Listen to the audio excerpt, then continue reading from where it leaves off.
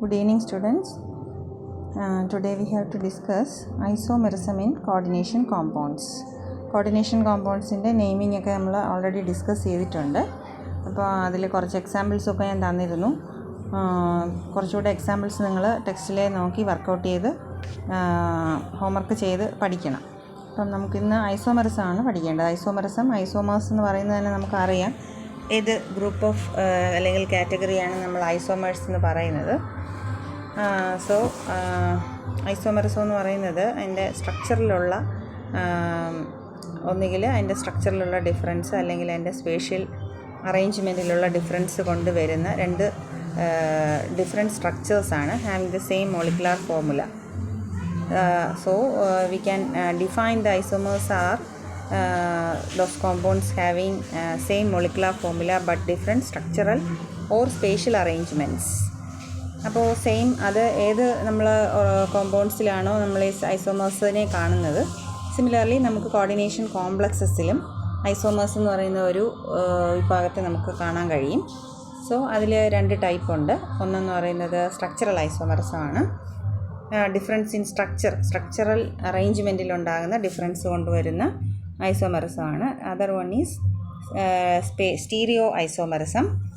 That is due to the difference in spatial arrangement. Spatial arrangement എന്ന് പറഞ്ഞാൽ molecules always അത് 3D ആണ്, 3 ഡയമെൻഷനലാണ്.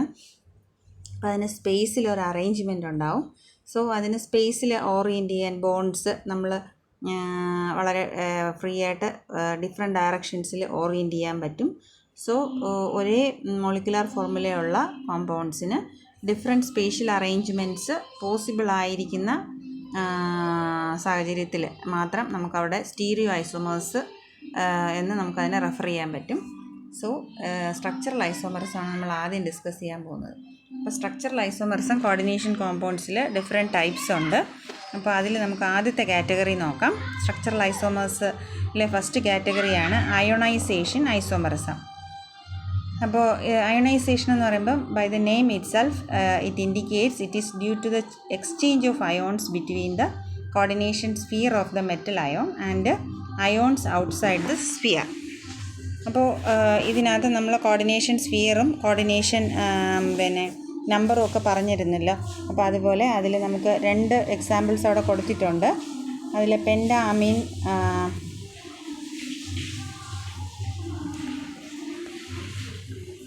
അമീൻ bromo cobalt 3 sulphate എന്ന് പറയുന്നൊരു കോമ്പൗണ്ടും ദ സെയിം മോളിക്കുലാർ ഫോർമുലയിൽ സ്ട്രക്ചറലി, അതായത് അയോണൈസേഷനാണ്, അതായത് അയോൺസിലാണ് വ്യത്യാസം. കാരണം കോംപ്ലക്സ് അയോൺ ഫോം ചെയ്യുന്നതിൽ ഒന്ന് സ്ക്വയർ ബ്രാക്കറ്റിനുള്ളിലെ ലിഗാൻസിനെ ശ്രദ്ധിക്കുക, അടുത്തതിലെ ലിഗാൻസിനെ ശ്രദ്ധിക്കുക. Next one is pentaammine sulphato cobalt 3 bromide ആണ്. One is red violet colour and other one is reddish colour. By the physical appearance itself we can differentiate the two isomers having the same molecular formula. അപ്പോൾ ഇത് molecular formula same ആയിട്ടുള്ള രണ്ട് സ്ട്രക്ചേഴ്സാണ്. അപ്പോൾ ഇതിനെ കുറച്ചും കൂടെ നമുക്ക് സ്പെസിഫിക് ആയിട്ട് ഐഡൻറ്റിഫൈ ചെയ്യാൻ പറ്റുകയെന്ന് പറഞ്ഞാൽ ആദ്യത്തേതിനകത്ത് സൾഫേറ്റ് അയോൺ ആണ് അവിടെ നമുക്ക് ഫ്രീ ആയി കിട്ടുന്ന ഒരു ion. That ion gives A precipitate with barium chloride but no precipitate with silver nitrate. അപ്പോൾ സിൽവർ നൈട്രേറ്റ് നമ്മൾ ആഡ് ചെയ്യുമ്പോൾ ഹാലൈഡ്സ് ആണെങ്കിൽ അതിനെ നമുക്ക് precipitate ഫോമിൽ നമുക്ക് കിട്ടും. സിൽവർ ബ്രോമൈഡ് നമുക്കവിടെ കിട്ടുന്നില്ല. അതിന് പകരം നമുക്ക് എന്താ കിട്ടുന്നത്? ബേരിയം ക്ലോറൈഡുമായിട്ട് റിയാക്ട് ചെയ്യുമ്പോൾ ബേരിയം സൾഫേറ്റ് ആണ് കിട്ടുന്നത്. അപ്പോൾ സൾഫേറ്റ് ഔട്ട്സൈഡ് ആണെന്നുള്ളത് നമ്മളവിടെ ഇൻഡിക്കേഷൻ ഉണ്ട്. അതേസമയം നെക്സ്റ്റിൽ നമുക്ക് ബേരിയം ക്ലോറൈഡ് ഒഴിക്കുമ്പോൾ നമുക്ക് ബേരിയം സൾഫേറ്റ് പ്രസിപ്പിറ്റേറ്റ് കിട്ടത്തില്ല. അതേസമയം നമുക്ക് സിൽവർ ബ്രോമൈഡിൻ്റെ പ്രസിപ്പിറ്റേറ്റ് സിൽവർ നൈട്രേറ്റുമായിട്ട് നമുക്ക് കിട്ടുകയും ചെയ്യും. This confirms sulfate is present inside the coordination sphere in the second case and bromide is outside the coordination sphere. Other compounds showing this type of isomerism ആണ് examples കൊടുത്തിരിക്കുന്നത്. Very സിമ്പിളാണ്. നമുക്ക് just isomers എന്ന് പറയുന്നത് എന്താണെന്ന് പഠിക്കുക, അതിൻ്റെ different categories പഠിക്കുക. First one is ionisation, second one is hydrate isomerism. Hydrate isomerism is due to the difference in number of water molecules inside and outside the coordination sphere. അപ്പോൾ ഇവിടെ നമ്മൾ ആദ്യം ഒരു എക്സാമ്പിൾ നോക്കിയാൽ ക്രോമിയത്തിൻ്റെ ഒരു കോർഡിനേഷൻ കോംപ്ലക്സ് കൊടുത്തിരിക്കുന്നതിൽ ആദ്യത്തെ ഇതിനകത്ത് CrH2O 6 times Cl3, സെക്കൻഡ് വണ്ണിൽ ഒരു H2O എന്താണ് പുറത്തേക്ക് പോയിട്ട് ഒരു Cl അകത്തേക്ക് വന്നിട്ടുണ്ട്. ആൻഡ് സിമിലർലി പിന്നെ എന്താണ് H2O ട്വൈസ് ആണ്, അവിടെ ഒരു മിസ്റ്റേക്ക് ഉണ്ട്, അവിടെ H2O എന്നേ കൊടുത്തിട്ടുള്ളൂ. H2O ട്വൈസ് ആണ് മൂന്നാമത്തെ isomer. So these are different isomers of the first molecular formula. So the different they have different properties also. അപ്പോൾ അവർക്ക് ഇങ്ങനെ വരുമ്പോൾ അതിൻ്റെ മറ്റ് ഫിസിക്കൽ കെമിക്കൽ പ്രോപ്പർട്ടീസിലൊക്കെ ചെറിയ ഡിഫറൻസ് വരും due to its structural variation. So അതാണ് ഹൈഡ്രേറ്റ് ഐസോമറിസം. സോ ഹൈഡ്രേറ്റ് എന്നുള്ള പേര് കൊണ്ട് തന്നെ നമുക്ക് അതിനെ എന്ത് ഐഡൻറ്റിഫൈ ചെയ്യാം? വാട്ടർ മോളിക്യൂൾസിൻ്റെ പൊസിഷനിൽ വരുന്ന വ്യത്യാസമാണ്, അല്ലെങ്കിൽ നമ്പർ കോർഡിനേഷൻ സ്ഫിയറിനകത്തുള്ള നമ്പറിൽ വരുന്ന വ്യത്യാസമാണ്. Third one is linkage isomerism ആണ്. Certain ligands can donate electron pair at 2 different sites and that isomerism due to this is called linkage isomerism. നമുക്ക് നേരത്തെ നമ്മൾ പറഞ്ഞിരുന്നു തയോസൈനേറ്റോ പിന്നെ നൈട്രിറ്റോ എന്നും നൈട്രിറ്റോ ഓയും ഒക്കെ നമ്മൾ പറഞ്ഞിരുന്നു. സിമിലർലി NO2 എന്ന് പറയുന്ന ഗ്രൂപ്പ് ONO ഓക്സിജനിൽ കൂടെ ലിങ്ക് ചെയ്യുമ്പോൾ that will give some property different from the NO2 ligand bonded complex showing. And the other one is ക്രോമിയത്തിൻ്റെ ഒരു കോംപ്ലക്സ് ആണ്. അതിൽ തയോസൈനേറ്റോ ഗ്രൂപ്പ് ത്രൂ സൾഫർ മുഖേനയും അതർ വൺ ത്രൂ നൈട്രജൻ മുഖേനയുള്ള 2 കോംപ്ലക്സുകളാണ്. That is linkage isomerism. That is linkage സൈറ്റിൽ ഉണ്ടാകുന്ന difference കൊണ്ടുണ്ടാകുന്ന isomerism ആണ്. You should write these typical examples. നിങ്ങൾ തോന്നുന്ന പോലെ എക്സാമ്പിൾസ് എഴുതി വയ്ക്കരുത്. ഇതിൽ ഏതെങ്കിലും നമുക്ക് ടെക്സ്റ്റ് ബുക്കിലുള്ള എക്സാമ്പിൾ തന്നെ കഴിയുന്നത് എഴുതാൻ നോക്കുക. അടുത്തത് കോർഡിനേഷൻ ഐസോമറിസം ആണ്. ഇപ്പോൾ കോർഡിനേഷൻ ഐസോമറിസത്തിനകത്ത് നമുക്ക് മെയിനായിട്ട് പറയാനുള്ളതെന്ന് പറഞ്ഞാൽ കോർഡിനേഷൻ സ്ഫിയറുകൾ. ഇപ്പോൾ 2 പിന്നെ കോർഡിനേഷൻ സ്ഫിയറുകൾ ചേർന്ന് വരുന്ന ഒരു കോംപ്ലക്സ് ആണെങ്കിൽ that occurs in compounds containing both cationic and anionic complexes. അപ്പം നമുക്കറിയാം കാറ്റയോണിക് ആനിയോണിക് കോംപ്ലക്സസ് എന്താണെന്നുള്ളത് നമ്മൾ ഡിസ്കസ് ചെയ്തിട്ടുണ്ട്. കാറ്റയോണിക് എന്ന് പറഞ്ഞാൽ ആ കോർഡിനേഷൻ സ്ഫിയറിന് പോസിറ്റീവ് ചാർജ് വരുന്ന കോംപ്ലക്സുകളാണ്. കോർഡിനേഷൻ സ്ഫിയറിന് നെഗറ്റീവ് ചാർജ് വരുന്നതാണ് ആനിയോണിക് കോംപ്ലക്സുകൾ. അപ്പോൾ ഇത് രണ്ടും കൂടെ വരുന്ന കോംപ്ലക്സുകൾ, അതായത് 2 കോർഡിനേഷൻ സ്ഫിയർ, ഒന്ന് കാറ്റയോണിക്കും ഒന്ന് ആനിയോണിക്കും ആയിരിക്കും. അങ്ങനെ വരുമ്പോൾ ഈ 2 സ്ഫിയറുകൾക്കകത്തുള്ള ലിഗാൻഡുകൾ തമ്മിൽ എക്സ്ചേഞ്ച് ചെയ്തുകൊണ്ടുള്ള പിന്നെ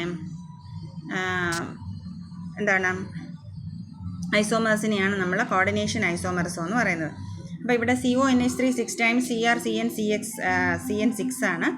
അപ്പോൾ അവിടെ രണ്ടാമത് വരുമ്പോഴത്തേക്കും CrNH3 6 times, ദെൻ കൊബാൾട്ടാണ്. അവിടെ CO എന്ന് കാർബൺ മോണോക്സൈഡ് എന്ന് തെറ്റിക്കിടക്കുന്നതാണ്. CO അതായത് കൊബാൾട്ട് CN6 വരുന്നതാണ്. മോളിക്കുലർ ഫോർമുലയിൽ ടെക്സ്റ്റിൽ പ്രിൻറ്റ് ചെയ്തിരിക്കുന്നതിൽ തെറ്റുണ്ട്. അതുപോലെ CuNH3 4 times പ്ലാറ്റിനം Cl4ൻ്റെ അവിടെ പ്ലാറ്റിനം NH3 4 timesഉം CuCl4ഉം ആയിട്ട് കോർഡിനേഷൻ സ്ഫിയറുകൾക്കുള്ളിലെ ലിഗാൻഡ് എക്സ്ചേഞ്ച്ഡ് ആയിക്കൊണ്ടുള്ള ടൈപ്പ് ഓഫ് ഐസോമറിസമാണ് നമ്മൾ കോർഡിനേഷൻ ഐസോമറിസമായിട്ട് നമ്മൾ റെഫർ ചെയ്യുന്നത്. then next one is coordination position isomerism, and this is observed in bridged complexes. നമ്മൾ ബ്രിഡ്ജ്ഡ് കോംപ്ലക്സസിൻ്റെ നെയിമിങ് സമയത്ത് നമ്മൾ 1-2 എക്സാമ്പിൾ എഴുതിയിരുന്നു. അപ്പം അന്ന് ഞാൻ പറഞ്ഞു നമ്മളത് കോംപ്ലക്സ് ടെക്സ്റ്റ് ബുക്കിൽ എക്സാമ്പിൾ കൊടുത്തിട്ടുണ്ട്. This occurs in bridged complexes, coordination position isomerism. ഇവിടെ നമുക്ക് ഒരു ബ്രിഡ്ജ്ഡ് കോംപ്ലക്സ് കാണാൻ കഴിയും. അതിനകത്ത് കൊബാൾട്ടാണ് മെറ്റൽ, അതുപോലെ ഹൈഡ്രോക്സിൽ OH ഗ്രൂപ്പാണ് അതിൻ്റെ ബ്രിഡ്ജ് ചെയ്തിരിക്കുന്നത്. അതിൻ്റെ ലെഫ്റ്റ് സൈഡിലും റൈറ്റ് സൈഡിലും ഉള്ള നമ്പർ ഓഫ് ലിഗാൻഡ്സ് വേരി ചെയ്തുകൊണ്ടുള്ള ഒരു സ്ട്രക്ചറൽ ഫോർമുലയാണ് 2 എണ്ണം കാണിച്ചിരിക്കുന്നത്. That constitutes which isomerism? coordination position isomerism. So these 5 types are there under structural isomerism. Then next is due to the spatial arrangement of bonds, that is stereoisomerism. Spatial arrangement of ligands around the central metal, and there are how many types? There are typically there are 2 types: geometrical isomerism and optical isomerism. ഇത് നിങ്ങൾക്ക് ഫെമിലിയറാണ്, നിങ്ങൾ പഠിച്ചിട്ടുള്ളതാണ്. Geometrical ഐസോമെറിസവും പിന്നെ optical ഐസോമെറിസവും എന്നുള്ളത്. Geometrical isomerism എന്ന് പറയുന്നത് where it occurs എന്ന് ചോദിച്ചാൽ it is due to ligands occupying different positions around the central metal. അപ്പോൾ ഏതൊക്കെ കാറ്റഗറിയിൽ വരാമെന്ന് ചോദിച്ചാൽ നമുക്ക് ജോമെട്രിക്കൽ ഐസോമെറിസം നമ്മൾ ടിപ്പിക്കലി സ്പെസിഫൈ ചെയ്യുന്ന 2 പേരുകളാണ് സിസും ട്രാൻസും എന്ന് പറയും. സിസ് ട്രാൻസ് ഐസോമെറിസവും നമ്മളിതിനെ പറയാറുണ്ട്. അത് സെയിം സൈഡിൽ ഒരേ ഗ്രൂപ്പുകൾ വരുന്നതിനെയാണ് നമ്മൾ സിസ് എന്ന് പറയുന്നത്. അതുപോലെ ഒരേ സൈഡിൽ ഓപ്പോസിറ്റ് ഗ്രൂപ്പുകൾ വരുന്നതിനെയാണ് നമ്മൾ ട്രാൻസ് ഐസോമർ എന്ന് പറയുന്നത്. So when 2 identical ligands occupy adjacent positions, the isomer is called a cis, and when they occupy opposite positions, the isomer is called a trans. For square planar complexes of type Ma2B2 and octahedral complexes of the type Ma2B4 show geometrical isomerism. അപ്പോൾ A2B2 എന്ന് പറയുന്ന ഫോർമുലയും A2B4 എന്ന് പറയുന്ന ഫോർമുലയാണ് geometrical isomerism ടിപ്പിക്കലായിട്ട് കാണിക്കുന്നത്. So അതിൻ്റെ examples കൊടുത്തിട്ടുണ്ട്. Cis isomer is pale yellow colour and trans isomer is dark yellow colour. Here it shows a complex of platinum with chlorine and chloride and ammonia ligand. When the chloride ligands are present on the same side, it is called a cis form, and which is pale yellow in color, and the other one is chloride ions are at opposite corners, and which is a trans isomer, which is dark yellow in color. So geometrical isomerismത്തിൽ മറ്റൊരു എക്സാമ്പിളാണ് octahedral കോംപ്ലക്സസിലെ ഒരു എക്സാമ്പിളാണ് violet and green forms of tetraammine dichloro cobalt 3 ion. Tetraammine dichloro cobalt 3 ion. അപ്പോൾ ഇത് Ma2B4 എന്ന് പറയുന്ന കാറ്റഗറിയിൽ വരുന്നതാണ്. നമുക്കത് കാണുമ്പോൾ അറിയാം. ക്ലോറൈഡ് അയോൺസ് അടുത്തടുത്ത് വരുന്നത് സിസ് ഫോമാണ്, അത് വയലറ്റ് കളറാണ്. ട്രാൻസ്ഫോമിന് ഗ്രീൻ കളറാണ്. വളരെ ഈസി ആയിട്ട് നിങ്ങൾക്ക് എസ്സേക്ക് മാർക്ക് കിട്ടുന്ന ഒരു പാർട്ടാണ് ഐസോമെറിസം. സോ അതിൻ്റെ പേരുകൾ മാത്രം നിങ്ങൾ നന്നായിട്ട് എഴുതി പഠിച്ച് അതിൻ്റെ ഓരോ എക്സാമ്പിൾസും പഠിച്ചിരുന്നാൽ നിങ്ങൾക്ക് ഈസി ആയിട്ട് നിങ്ങൾക്ക് ഐസോമെറിസത്തിന് ഫുൾ മാർക്ക് വാങ്ങിക്കാൻ പറ്റും. സോ അത് നന്നായിട്ട് വരച്ചും എഴുതിയും പഠിക്കുക. അടുത്ത വേറെ എക്സാമ്പിൾ കൊടുത്തിട്ടുണ്ട്. സിസ് ട്രാൻസ്ഫോമിന് നിങ്ങൾക്ക് ഇഷ്ടമുള്ള 2 എക്സാമ്പിൾ എഴുതാം. അതുപോലെ ഓപ്റ്റിക്കൽ ഐസോമെറിസം എന്ന് പറയുന്നത് നമ്മൾ നേരത്തെ ഓർഗാനിക് കെമിസ്ട്രിയിലൊക്കെ നിങ്ങൾ പഠിച്ചിട്ടുണ്ടാവും. അവിടെ ഒരു അസിമെട്രി ഉണ്ടെങ്കിലാണ് അത് ഓപ്റ്റിക്കൽ ആക്ടിവിറ്റി കാണിക്കുന്നതെന്ന് പറയുന്നുണ്ട്.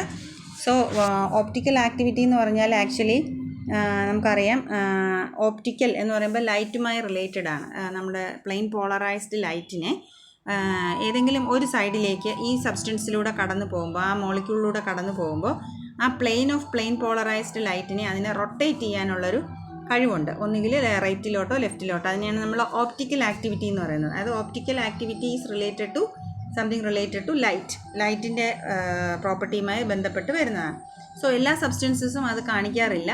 Some particular substances which having asymmetric carbon or chiral carbon inside it shows this type of property. അപ്പോൾ സിമിലർലി നമ്മുടെ കോംപ്ലക്സസും എന്ത് കാണിക്കുന്നുണ്ട്? Optical activity. അപ്പോൾ ഇവിടെ അതിൻ്റെ ഒരു കണ്ടീഷനായിട്ട് നമ്മൾ പറയും when the image is not superimposable.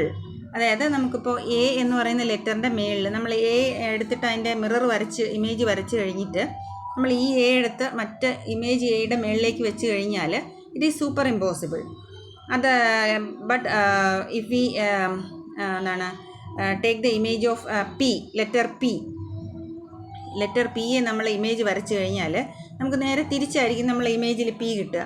അപ്പം നമ്മൾ ഈ പി ലെഫ്റ്റ് സൈഡിൽ നമ്മുടെ ഒബ്ജക്റ്റ് പി എടുത്ത് നമ്മൾ ഇമേജ് പിയുടെ മേളിൽ വെച്ചാൽ അത് ഒരുപോലെ ആയിരിക്കത്തില്ല ഇരിക്കുന്നത്. അതുപോലെയാണ് ബിയും പിയും എല്ലാം ആ കാറ്റഗറിയാണ്. അപ്പം നമ്മളൊരു സിമ്പിൾ എക്സാമ്പിൾ പറഞ്ഞതാണ്. അത് നോൺ സൂപ്പർ ഇമ്പോസിബിൾ ആണ്, അല്ലെങ്കിൽ നോട്ട് സൂപ്പർ ഇമ്പോസിബിൾ എന്ന് നമ്മൾ പറയും. അപ്പം അങ്ങനെ അസിമെട്രി ഉള്ളത്, അതായത് സിമെട്രിക് അല്ലാത്തതായിട്ടുള്ള മോളിക്യൂൾസിനാണ് നമുക്ക് എന്ത് പ്രോപ്പർട്ടി വരിക?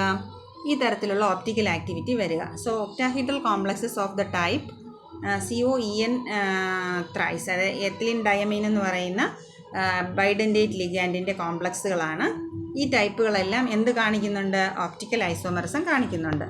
സോ അത് വരച്ചിരിക്കുന്നത് ശ്രദ്ധിക്കുക. ഇത് വരയ്ക്കുമ്പോൾ ഈ പ്രത്യേകം ശ്രദ്ധിക്കേണ്ടത് നമ്മൾ ഇതിനകത്ത് EN മാർക്ക് ചെയ്തിരിക്കുന്നതും അതിൻ്റെ മിറർ ഇമേജ് എങ്ങനെയാണ് മാർക്ക് ചെയ്തിരിക്കുന്നതെന്ന് നോക്കുക. അപ്പം നമുക്ക് തന്നെ അറിയാൻ പറ്റും ഇതിൻ്റെ ലെഫ്റ്റ് സൈഡിൽ ഇരിക്കുന്ന ഒബ്ജക്റ്റ് പിക്ചർ നമ്മൾ റൈറ്റ് സൈഡിലേക്ക് എടുത്ത് ഇമേജിൻ്റെ മുകളിലേക്ക് വെച്ച് കഴിഞ്ഞാൽ അത് ഒരുപോലെയല്ല ഇരിക്കുക. അപ്പോൾ അതിനെയാണ് നമ്മൾ നോൺ സൂപ്പർ ഇമ്പോസിബിൾ എന്ന് പറയുന്നത്. So write your own examples. നിങ്ങൾക്ക് ഇഷ്ടമുള്ള എക്സാമ്പിളുകൾ അതിനകത്തുനിന്ന് ചൂസ് ചെയ്ത് എഴുതാം. കുറേ എക്സാമ്പിൾസ് കൊടുത്തിട്ടുണ്ട്. എത്തിലിൻ ഡയമീനെ വെച്ചിട്ടുള്ളതും ക്ലോറൈഡ് അയോൺസൊക്കെ ലിഗാൻഡായിട്ട് വരുന്ന ഒക്ടാഹെഡ്രൽ കോംപ്ലക്സും ഒക്കെ കൊടുത്തിട്ടുണ്ട്. സോ അത്രയുമാണ് നമുക്ക് ഐസോമെറിസത്തിൽ പറയാനുള്ളത്. നമുക്ക് ഓഫ്ലൈൻ ക്ലാസ് എടുക്കാനുള്ള സമയം കിട്ടാത്തത് കൊണ്ടാണ് ഞാനിപ്പോൾ ഈ ഓൺലൈൻ ക്ലാസ്സിൽ പറയുന്നത്. എന്തെങ്കിലും ഡൗട്ട് നിങ്ങൾക്ക് ഇതിനകത്ത് ക്ലിയർ ആയിട്ടില്ല എന്നുണ്ടെങ്കിൽ നമുക്ക് എക്സാമിനിടയ്ക്ക് എപ്പോഴെങ്കിലും നിങ്ങൾ വന്നു കഴിഞ്ഞാൽ നമുക്കത് ഡിസ്കസ് ചെയ്യാം. ഓഫ്ലൈൻ ക്ലാസ് വെച്ച് ഡിസ്കസ് ചെയ്യാം. സോ ഇത് വളരെ സിമ്പിളാണ്. എനിക്ക് തോന്നുന്നു നിങ്ങൾ ഐസോമെറിസം ഓൾറെഡി പഠിച്ചിട്ടുള്ളതും കൂടാണ്. സോ നന്നായിട്ട് വായിച്ചിട്ട് എക്സാമ്പിൾസും കൂടെ വായിച്ച് പഠിക്കുക. അപ്പോൾ അടുത്ത് നമുക്ക് വരുന്നത് വാലൻസ് ബോണ്ട് തിയറിയിലെ കുറച്ച് കാര്യങ്ങളാണ്. അപ്പോൾ ഇതിൽ തിയറീസ് ഓഫ് ബോണ്ടിങ് പറയുമ്പോൾ നമുക്ക് ഏൻഷ്യൻ്റെ ഒരു തിയറിയാണ് വാലൻസ് ബോണ്ട് തിയറി. അപ്പോൾ ലിഗാൻസിൽ നമുക്കറിയാം അതിൻ്റെ ഒരു സ്ട്രക്ചർ എന്ന് പറയുന്നത് കോംപ്ലക്സസിൻ്റെ ഒരു സ്ട്രക്ചർ എന്ന് പറയുന്നത് അതിന് ഒരു കോർ ഒരു മെറ്റൽ അയോണോ ഒരു മെറ്റൽ ആറ്റം ഉണ്ടാവും. അതിനെ ചുറ്റി കുറച്ച് ലിഗാൻസും ഉണ്ടാവും. So the coordinating groups to the metal are called ligands. So ligands എന്താണെന്നൊക്കെ ചിലപ്പോൾ ഷോർട്ട് ക്വസ്റ്റ്യനൊക്കെ ചോദിച്ചേക്കാം. Ligands are usually negatively charged അല്ലെങ്കിൽ ന്യൂട്രൽ മോളിക്യൂൾസ് ആവും. അതിനെന്തുണ്ടാവണം? It should have a lone pair of electrons. അപ്പോൾ ഇതെല്ലാം നമ്മൾ പഠിക്കുന്ന ലിഗാൻസ് ആണ്. Chloride OH- CnNi NO2 H2O NH3 ഇതെല്ലാം ലിഗാൻഡ് ഗ്രൂപ്പിൽ വരുന്നതാണ്. അതുപോലെ ഈ ലിഗാൻഡ് ഗ്രൂപ്പുകളിൽ തന്നെ strong field and weak field ligands എന്ന് നമ്മളതിനെ ക്ലാസിഫൈ ചെയ്യാറുണ്ട്. അങ്ങനെ ചെയ്യുന്നതിൻ്റെ കാര്യം എന്ന് പറഞ്ഞാൽ അതിൻ്റെ ഇലക്ട്രോൺ പെയറിൻ്റെ മെറ്റൽ അയോണിലേക്കുള്ള അതിൻ്റെ ഇൻഫ്ലുവൻസ് അല്ലെങ്കിൽ അതിൻ്റെ അട്രാക്ഷൻ പല ഗ്രൂപ്പിനും പല അയോൺസിനും ഡിഫറെൻ്റ് ആയിരിക്കും, depending on the different parameters. അതിൻ്റെ സൈസിനെയും അതിൻ്റെ പിന്നെ എന്താണോ ആ മോളിക്യൂൾ അതിനകത്ത് അടങ്ങിയിരിക്കുന്ന കോൺസ്റ്റിറ്റ്യൂവൻ്റ് ആറ്റംസിൻ്റെ പ്രോപ്പർട്ടീസിനെയൊക്കെ ഡിപ്പെൻഡ് ചെയ്തുകൊണ്ട് ഇതിൻ്റെ ഫീൽഡ് എഫക്റ്റുകൾ മാറാറുണ്ട്. സോ വീക്ക് ഫീൽഡ് ലിഗാൻസും സ്ട്രോങ് ഫീൽഡ് ലിഗാൻസും എന്നുള്ള രണ്ട് കാറ്റഗറി നമ്മൾ ഐഡൻറ്റിഫൈ ചെയ്ത് വെച്ചിരുന്നാൽ നമുക്ക് ഇതിൻ്റെ ബോണ്ടിങ് മനസ്സിലാക്കാൻ വളരെ എളുപ്പമായിരിക്കും. സ്ട്രോങ് ഫീൽഡ് ലിഗാൻസിൽ വരുന്നതാണ് നമുക്ക് സയനൈഡ് Cn- ഒക്കെ സ്ട്രോങ് ഫീൽഡ് ലിഗാൻഡാണ്. അതുപോലെ അമോണിയൊക്കെ സ്ട്രോങ് ഫീൽഡ് ലിഗാൻഡാണ്. ഹാലൈഡ് അയോൺസ് എല്ലാം വീക്ക് ഫീൽഡ് ലിഗാൻഡാണ്. വാട്ടർ വീക്ക് ഫീൽഡ് ലിഗാൻഡാണ്. അപ്പോൾ ഇങ്ങനെ നമ്മളൊന്ന് ക്ലാസിഫൈ ചെയ്തത് CO കാർബൺ മോണോക്സൈഡ് സ്ട്രോങ് ഫീൽഡാണ്. അപ്പോൾ ഇങ്ങനെ ക്ലാസിഫൈ ചെയ്ത് നമ്മളെപ്പോഴും സ്ട്രോങ് ആൻഡ് വീക്ക് ഫീൽഡ് ലിഗാൻസിനെ മനസ്സിലാക്കി വെച്ചേക്കുക. അപ്പോൾ ഇതിന് different theories are developed to describe the bonding and properties of coordination compounds. അതിൽ ആദ്യത്തെ തിയറിയാണെന്ന് ഞാൻ പറഞ്ഞു, VBT. It is developed by Pauling. അതുമൊക്കെ ചിലപ്പോൾ ചോദിക്കാറുണ്ട് കേട്ടോ. പോളിങ് ആണ് അത് ഫസ്റ്റ് ഡെവലപ്പ് ചെയ്തത്. ആൻഡ് അതിൻ്റെ ബേസ് എന്ന് പറയുന്നത് അല്ലെങ്കിൽ അതിൻ്റെ പ്രിൻസിപ്പിൾ എന്ന് പറയുന്നത് that coordinate bond is formed by overlapping hybridised atomic orbitals. അങ്ങനെ ഹൈബ്രിഡൈസ്ഡ് ഓർബിറ്റൽസ് ഓവർലാപ്പ് ചെയ്തുകൊണ്ട് ബോണ്ട് ഫോം ചെയ്യുന്നത്. ഹൈബ്രിഡൈസേഷൻ നമ്മളിപ്പോൾ ഇനി അടുത്ത VBTയുടെ മെയിൻ പോസ്റ്റുലേറ്റ്സിൽ നമ്മൾ പഠിച്ചുകൊണ്ട് നമ്മൾ അതിൻ്റെ എക്സാമ്പിൾസ് ഡിസ്കസ് ചെയ്യുമ്പോൾ കുറച്ചുകൂടെ നിങ്ങൾക്ക് വ്യക്തമാവും. Next comes the crystal field theory which is developed by Bethe and Van Vleck. ആൻഡ് ഇത് ഇപ്പോൾ നമ്മുടെ അറിവിലേക്കായിട്ട് നമ്മൾ ജസ്റ്റ് പറഞ്ഞു പോകുന്നേ ഉള്ളൂ. We have to discuss only VBT. And there are theories, ancient theories. First one is VBT and the second one is crystal field theory, and which is more successful in explaining the bonding and the properties of complexes. And അതിനകത്ത് attraction between central metal ion and ligands are considered as purely electrostatic nature ആണെന്നാണ് ഏതിൽ പറയുന്നത്, നമ്മുടെ crystal field തിയറിയിൽ പറയുന്നത്. So again a third approach is developed which is called MO theory. And MO theory അനുസരിച്ചാണെങ്കിൽ purely covalent ആണ് attractions അല്ലെങ്കിൽ bonds form ചെയ്തിരിക്കുന്നത്. സോ ഇത് രണ്ടിൻ്റെയും കൂടെ ഒരു ബ്ലെൻഡായിട്ടൊരു ലാസ്റ്റിലൊരു പുതിയ തിയറി. അതായത് ഓരോ തിയറിയും നമുക്ക് ഡ്രോബാക്സ് ഉണ്ടാവും. ഓരോ തിയറിയും പറയുന്ന കാര്യങ്ങൾ നമ്മുടെ ഒബ്സർവ്ഡ് പ്രോപ്പർട്ടീസ് ഓഫ് കോംപ്ലക്സസുമായിട്ട് ചെറിയ ഡിഫറൻസ് നിലനിൽക്കുമ്പോഴാണ് ഒരു നെക്സ്റ്റ് ഒരു ഇംപ്രൂവ്ഡ് തിയറി വരുന്നത്. സോ അങ്ങനെയാണ് ലേറ്റസ്റ്റ് തിയറീസൊക്കെ ഡെവലപ്പ് ചെയ്തുകൊണ്ടിരിക്കുന്നത്. അപ്പോൾ ആദ്യത്തെ തിയറിയിൽ നിന്നും കുറേ അധികം ഡ്രോബാക്സ് ഉണ്ടാവും. അതിനെല്ലാം ഓവർകം ചെയ്തുകൊണ്ടായിരിക്കും അടുത്ത തിയറി വരിക. The latest theory which is called ligand field theory, which is a blend of crystal field and molecular orbital theory. അപ്പോൾ ഇതൊരു അതിൻ്റെ ഒരു എന്താണ് ഹിസ്റ്ററി പറഞ്ഞു എന്നേ ഉള്ളൂ. സോ നമുക്ക് അതിൻ്റെ പോസ്റ്റ്ലേറ്റ്സിലേക്ക് വരാം. സോ നിങ്ങൾക്ക് അറിയാവുന്നത് തന്നെയാണ് VBTയുടെ പോസ്റ്റ്ലേറ്റ്സ് എന്ന് പറയുന്നത് അല്ലെങ്കിൽ അസംഷൻസ് എന്ന് പറയുന്നത്. Central metal ion makes available an adequate number of empty orbitals for the formation of coordinate bond with ligands. So the number of empty orbitals made available for coordinate bond formation is equal to the coordination number of the central metal ion. അപ്പോൾ coordination number 4 ആണെങ്കിൽ 4 orbitals അവിടെ എംറ്റി ആക്കി റെഡിയാക്കി വെക്കുക. എന്തിനാണ്? To receive the electron pair of ligands. So if it is an octahedral complex, there should be 6 empty orbitals to receive the or accept the electron pairs of the ligands. അങ്ങനെയാണ് അവിടെ. അപ്പോൾ അത് overlap ചെയ്യുമ്പോൾ orbitals overlap ചെയ്യുന്ന ടൈമിൽ ligand അതിൻ്റെ electron pairs ഉള്ള ഓർബിറ്റലിനെ എംറ്റി ഓർബിറ്റലുമായി overlap ചെയ്യുമ്പോൾ so there forms the coordinate bond. So the appropriate orbitals hybridize to give a set of hybrid orbitals. അപ്പോൾ main concept here it is hybridization which occur in the metal atom or ion. Metal ആറ്റത്തിൽ നടക്കുന്ന hybridization ആണ്. And hybridized orbitals are always it is directional. നമുക്കറിയാം SP ഹൈബ്രിഡൈസേഷനും SP2ഉം SP3 ഒക്കെ നമ്മൾ S1ൽ പഠിക്കുന്നതാണ്.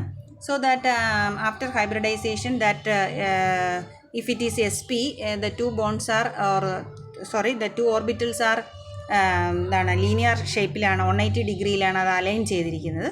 അത് SP2 ആണെങ്കിൽ അത് ട്രയഗണൽ പ്ലെയിനാർ ഫോമിലായിരിക്കും. SP3 ആണെങ്കിൽ അത് ടെട്രാഹീഡ്രൽ ആകാം.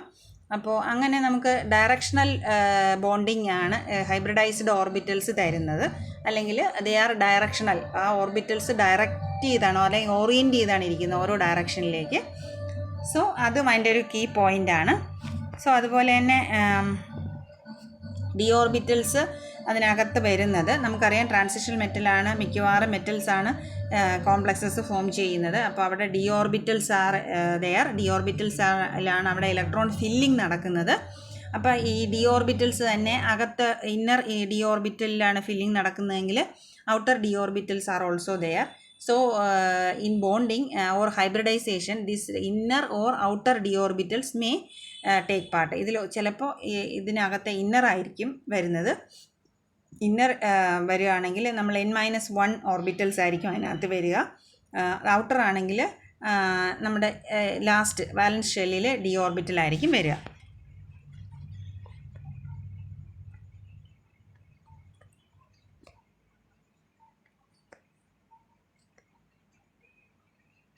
അപ്പോൾ നമുക്ക് D2 SP3 അല്ലെങ്കിൽ SP3 D2 എന്നൊക്കെ നിങ്ങൾ പേര് കേട്ടിട്ടുണ്ടാവും.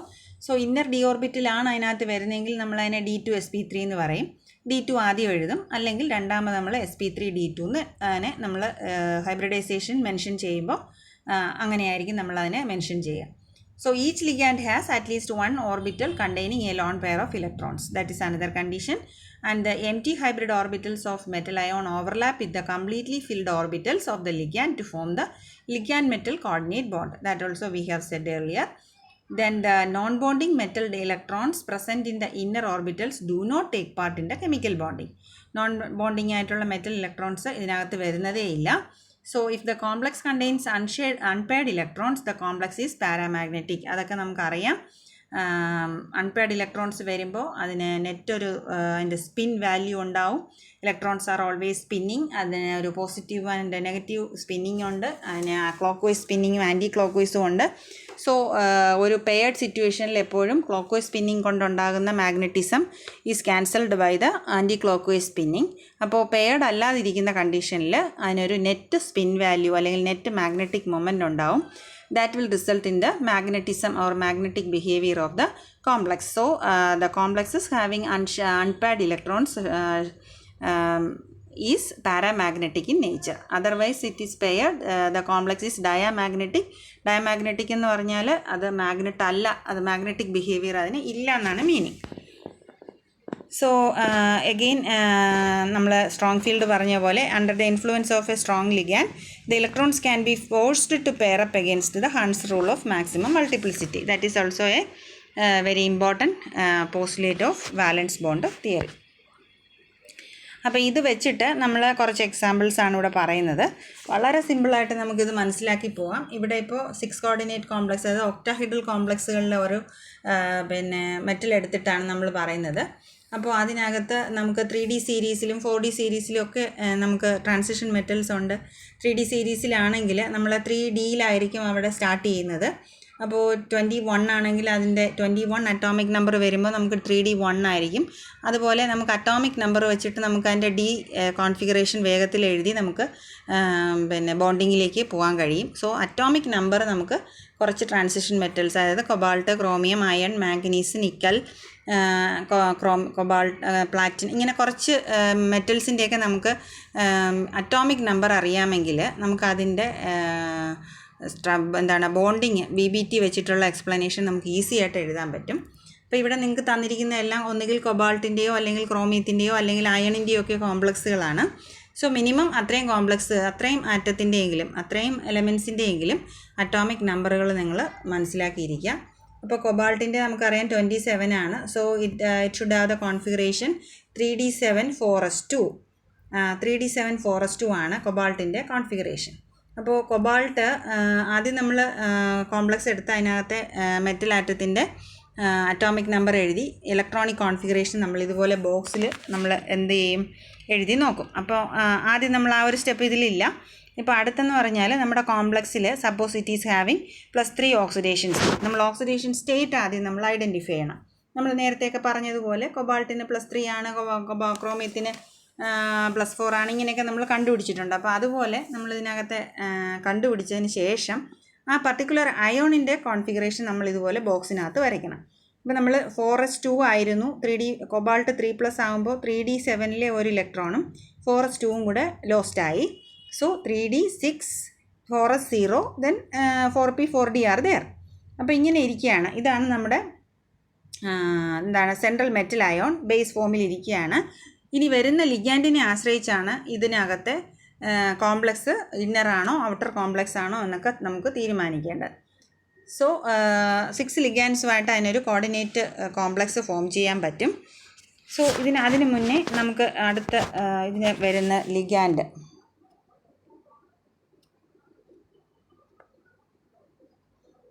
അപ്പോൾ സപ്പോസ് നമുക്ക് ഇവിടെ empty ഓർബിറ്റൽസിൽ ഓക്കുപ്പൈഡ് ആണ് 3D ഓർബിറ്റൽസ്. നമ്മളിവിടെ empty ആയിട്ട് നമുക്ക് ആസച്ച് കിട്ടുന്നതെന്ന് പറഞ്ഞാൽ 4s ഉണ്ട്, 4p ഉണ്ട്, 4d ഉണ്ട്. സോ ഈ കണ്ടീഷൻ എന്ന് പറയുന്നത് ശരിക്കും ഒരു വീക്ക് ഫീൽഡ് ലിഗാൻഡ് അപ്രോച്ച് ചെയ്യുന്ന സമയത്താണ്. ഇവിടെ നമുക്ക് ഫോഴ്സ്ഫുൾ ആയിട്ടുള്ള പെയറിംഗ് ഒന്നും നടക്കുന്നില്ല. 3D6 ആസച്ച് അതുപോലെ ഇരിക്കുകയാണ്.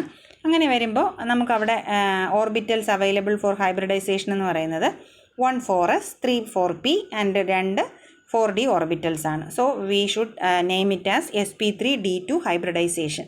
So after sp3d2 hybridization it will form an outer complex with the concerned ligand. അപ്പോൾ അതിലൊരു വീക്ക് ഫീൽഡ് ലിഗാൻഡ് കൊബാൾട്ടിൻ്റെ കൂടെ നമുക്ക് ക്ലോറൈഡോ ഏതെങ്കിലും ഒരു വീക്ക് ഫീൽഡ് ലിഗാൻഡാണ് വരുന്നതെങ്കിൽ അതെങ്ങനെയായിരിക്കും അറേഞ്ച് ചെയ്യുക, അതാണ് സെക്കൻഡ് ലൈനിലെ ആ ബോക്സിനകത്ത് അത് വരച്ച് കാണിച്ചിരിക്കുന്നത്. അപ്പോൾ അതിന് ഓൾറെഡി കോംപ്ലക്സിന് 4 അൺപെയർഡ് ഇലക്ട്രോൺ ഉണ്ട്. സോ അങ്ങനെ ഒരു കോംപ്ലക്സ് ഫോം ചെയ്ത് കഴിയുമ്പോൾ അതിന് ഹൈലി അത് പാരാമാഗ്നറ്റിക്കും ആയിരിക്കും. അപ്പോൾ അതിൻ്റെ എക്സാമ്പിൾ എന്ന് പറഞ്ഞിട്ട്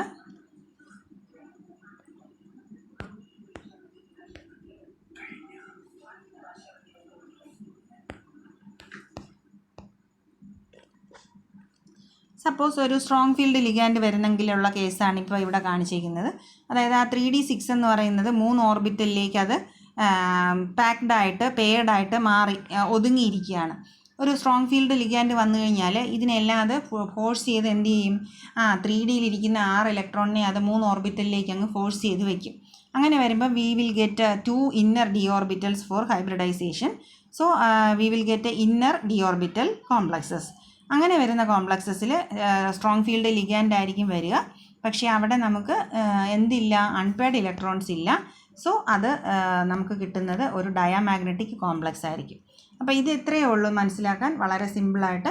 സോ നമ്മൾ ആദ്യം പറഞ്ഞ കാറ്റഗറിയിൽ ഔട്ടർ കോംപ്ലക്സ് ഫോം ചെയ്യുമ്പോൾ അവിടെ ഹൈ മാഗ്നറ്റിക് മൊമെൻ്റ് പെയറിങ് നടക്കാത്തതുകൊണ്ട് അതിന് നമ്മൾ ഹൈ സ്പിൻ കോംപ്ലക്സ് എന്ന് പറയും. സെക്കൻഡ് കാറ്റഗറിയെ നമ്മൾ ലോ സ്പിൻ, അതായത് സ്പിന്ന് കുറഞ്ഞ കോംപ്ലക്സിനെ നമ്മൾ ലോ സ്പിൻ കോംപ്ലക്സസ് എന്ന് പറയും. അപ്പോൾ inner complexes are low spin complexes and outer complexes are high spin complexes. അപ്പോൾ ഇതിൽ അമോണിയ ലിഗാൻഡ് വരുന്ന സമയത്ത്, അമോണിയ ഞാൻ നേരത്തെ പറഞ്ഞ ഒരു സ്ട്രോങ് ഫീൽഡ് ലിഗാൻഡാണ്. നേരത്തെ നമ്മൾ ഡിസ്കസ് ചെയ്ത പോലെ ഈ ഓർബിറ്റൽ ഇത് സ്ക്വയർ ഓർബിറ്റൽസ് വരച്ച് അതിനകത്ത് നമ്മൾ മാർക്ക് ചെയ്ത് പോവുകയാണെങ്കിൽ നമുക്ക് പിന്നെ ammonia will forcefully pair up the electron pairs of cobalt metal ion and there we get two inner d orbitals for hybridization and there forms d2sp3 hybrid 6 orbitals and that will overlap with the ammonia orbital. അമോണിയയുടെ ഓരോ അമോണിയയുടെ നൈട്രജനിലുള്ള ഓർബിറ്റലുമായിട്ട്, അതായത് loan pairs ഉള്ള electrons ഉള്ള ഓർബിറ്റലുമായിട്ട് അത് coordinate bond form ചെയ്യും. അപ്പോൾ അതാണ് ആദ്യം കാണിച്ചിരിക്കുന്ന എക്സാമ്പിൾ. ദെൻ സെക്കൻഡ് വൺ കൊടുത്തിരിക്കുന്നത് ഒരു വീക്ക് ഫീൽഡ് ലിഗാൻഡാണ്. ഹെക്സാ ഫ്ലൂറോ കൊബാൾട്ടേറ്റ് 3 അയോൺ ആണ്. അതിൽ നമ്മൾ നേരത്തെ പറഞ്ഞ സിറ്റുവേഷൻ വരും, അതായത് ഹൈ സ്പിൻ കോംപ്ലക്സ് ഫോം ചെയ്യും. എന്താണ് ഇതിൻ്റെ പിന്നെ മാഗ്നറ്റിക് മൊമെൻറ്റ് ഹൈ ആവാൻ കാര്യം, നമുക്കവിടെ ഫ്ലൂറൈഡ് ഒരു വീക്ക് ഫീൽഡ് ലിഗാൻഡാണ്.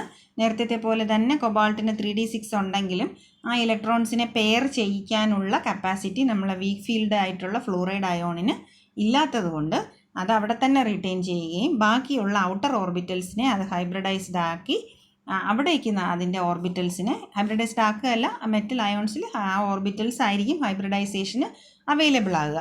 അങ്ങനെ ആകുന്ന അവസരത്തിൽ ആ ഹൈബ്രിഡൈസ്ഡ് ഓർബിറ്റലുമായിട്ടായിരിക്കും നമ്മുടെ ലിഗാൻഡിൻ്റെ ഓർബിറ്റൽ ഓവർലാപ്പ് ചെയ്യുക. സോ അതിൻ്റെ എക്സാമ്പിൾസാണ് ഇത്. വേറെ ഒരു അയണിൻ്റെ ഒരു കോംപ്ലക്സ് ആണ് കൊടുത്തേക്കുന്നത്. സ്ട്രോങ് ഫീൽഡ് ലിഗാൻഡാണ് സയനൈഡ്. അപ്പോൾ അതിനകത്ത് നമുക്ക് അറിയേണ്ടത് ഇത്രയേ ഉള്ളൂ, സെൻട്രൽ മെറ്റൽ ആറ്റത്തിൻ്റെ ഓക്സിഡേഷൻ സ്റ്റേറ്റ് എന്താണെന്നുള്ളതും അറ്റോമിക് നമ്പർ എത്രയാണെന്നുള്ളതും അറിയണം. അതുകൂടാതെ നമുക്കുള്ള ലിഗാൻഡ് സ്ട്രോങ് ഫീൽഡാണോ ലീക്ക് ഫീൽഡാണോ എന്നുള്ളത് മാത്രം. അപ്പോൾ ഈ എക്സാമ്പിൾസിലൂടെ നിങ്ങൾക്ക് പോയി കഴിഞ്ഞാൽ വളരെ ഈസി ആയിട്ട് നിങ്ങൾക്ക് മനസ്സിലാവും. ഇത് 6 കോർഡിനേറ്റ് കോംപ്ലക്സുകളുടെ കേസാണ്. 4 കോർഡിനേറ്റ് കോംപ്ലക്സ് വരുമ്പോൾ നമുക്ക് സ്ക്വയർ പ്ലെയിനാർ അല്ലെങ്കിൽ ടെട്രാഹിഡ്രൽ ജോമെട്രിയിലുള്ള കോംപ്ലക്സുകളായിരിക്കും കിട്ടുക. 6 കോർഡിനേറ്റ് വരുമ്പോൾ നമുക്ക് വരുന്നത് ഒക്ടാഹിഡ്രൽ കോംപ്ലക്സുകളാണ്. അപ്പോൾ ഞാൻ ഇന്നിപ്പോൾ തൽക്കാലം നമുക്ക് ഈ 4 കോർഡിനേറ്റ് നമുക്ക് 2 കാറ്റഗറി ഉണ്ടെന്ന് പറഞ്ഞിട്ടുണ്ട്. ഏതൊക്കെയാണെന്ന് ചോദിച്ചാൽ, ഒന്ന് പിന്നെ സ്ക്വയർ പ്ലെയിനാർ കോംപ്ലക്സസും വരാം, ഒന്ന് ടെട്രാഹിഡ്രൽ കോംപ്ലക്സസും വരാം. അതും ഈ പറഞ്ഞ പോലെ നമുക്ക് ഫീൽഡ് സ്ട്രെങ്ത് അനുസരിച്ച് വേരി ചെയ്യുന്ന 2 സ്ട്രക്ചേഴ്സാണ്. അത് നമുക്ക് ഡിസ്കസ് ചെയ്യാം. അപ്പോൾ ഇതുവരെയുള്ളത്, അതായത് VBTയുടെ പോസ്റ്റുലേറ്റ്സ്, അത് ഓൾറെഡി നിങ്ങൾ പഠിച്ചിട്ടുള്ളതാണ്. അത് നമ്മൾ എങ്ങനെയാണ് അതിനെ നറേറ്റ് ചെയ്യുന്നത്, അല്ലെങ്കിൽ അതിനെ പോസ്റ്റുലേറ്റ്സിനെ നമ്മൾ എക്സ്പ്ലെയിൻ ചെയ്യാൻ വേണ്ടിയിട്ട് നമുക്ക് എക്സാമ്പിൾസ് വേണം. ആ എക്സാമ്പിൾസ് നമ്മൾ നോക്കിക്കഴിഞ്ഞാൽ നമുക്ക് അതിനകത്ത് ഹൈ സ്പിൻ ലോങ് സ്പിൻ കോംപ്ലക്സുകൾ എന്താണെന്ന് അറിയാൻ പറ്റും. അതിൽ പിന്നെ കോംപ്ലക്സ് മാഗ്നറ്റിക് ആണോ പാരാമാഗ്നറ്റിക് ആണോ ഡയാമാഗ്നറ്റിക് ആണോ എന്ന് നമുക്ക് ഐഡൻറ്റിഫൈ ചെയ്യാൻ പറ്റും. ഈ പറയുന്ന എല്ലാ കാര്യങ്ങളും നമുക്ക് അതിനകത്തുനിന്ന് മനസ്സിലാവും. So please go through the examples. എന്നിട്ട് നമ്മൾ ഒന്നുകൂടെ അത് വായിച്ച് മനസ്സിലാക്കി 1-2 എക്സാമ്പിൾസ് നിങ്ങൾ തന്നെ എഴുതിയിട്ട് ഇതുപോലെ ഓർബിറ്റൽ ബോക്സസ് വരച്ച് അതിനകത്ത് ആദ്യം നമ്മൾ മെറ്റൽ അയൺ എഴുതുമ്പോൾ 26 3d6 4s2 എഴുതുക. 3d6 4s2 എഴുതിയതിന് ശേഷം അയണിൻ്റെ ഓക്സിഡേഷൻ സ്റ്റേറ്റ് +2 ആണോ +3 ആണോ കോംപ്ലക്സിലെന്ന് നോക്കുക. എന്നിട്ട് അതിനകത്ത് നമുക്ക് പിന്നെ +2 ആണെങ്കിൽ 3d6 തന്നെയായിരിക്കും, 4s empty ആവും. 3d ഇത് നമ്മുടെ ഓക്സിഡേഷൻ സ്റ്റേറ്റ് +3 ആണ് അയണിൻ്റെ എങ്കിൽ 3d5 ആകും. 4s2ൽ 2 ഇലക്ട്രോണും 3d6ൽ 1 ഇലക്ട്രോണും കൂടെ ആയിരിക്കും പോവുക. എന്നിട്ട് നമ്മുടെ ലിഗാൻഡിനെ കൊണ്ടുവരിക. ലിഗാൻഡ് വന്നതിന് ശേഷം സ്ട്രോങ് ഫീൽഡ് ആണോ വീക്ക് ഫീൽഡ് ആണോ എന്ന് നോക്കുക. CN പോലെയൊക്കെയുള്ള സ്ട്രോങ് ഫീൽഡ് ലിഗാൻഡ് ആണെങ്കിൽ ആ 3-5 ഓർബിറ്റലിരിക്കുന്ന അൺപെയർഡ് ഇലക്ട്രോൺസിനെ അത് പെയറപ്പ് ചെയ്ത് പിന്നെ 3 ഓർബിറ്റലിലേക്കാക്കും. സോ അവിടെ നമുക്ക് ഇന്നർ ഓർബിറ്റൽ കോംപ്ലക്സ് കിട്ടും. അത് ലോ സ്പിൻ കോംപ്ലക്സ് ആയിരിക്കും. അടുത്തത് അങ്ങനെ അല്ല, വീക്ക് ഫീൽഡാണ് വരുന്നതെങ്കിൽ ഹൈ സ്പിൻ കോംപ്ലക്സ് കിട്ടും. ഓക്കെ, അപ്പോൾ ഇതിനകത്ത് വരുന്ന എന്തെങ്കിലും ഡൗട്ട്സ് ഉണ്ടെങ്കിൽ നമുക്കിനി അത് ഓഫ്ലൈനിൽ നമുക്ക് ഡിസ്കസ് ചെയ്യാം. നിങ്ങൾ ക്ലാസ് കേട്ട് നോക്കി ടെക്സ്റ്റും വായിച്ച് പഠിക്കുക. നമുക്ക് മോഡൽ എക്സാമിന് ഈ പറയുന്ന പോർഷൻസൊക്കെ നമുക്ക് വരുന്നതാണ്. So okay, thank you.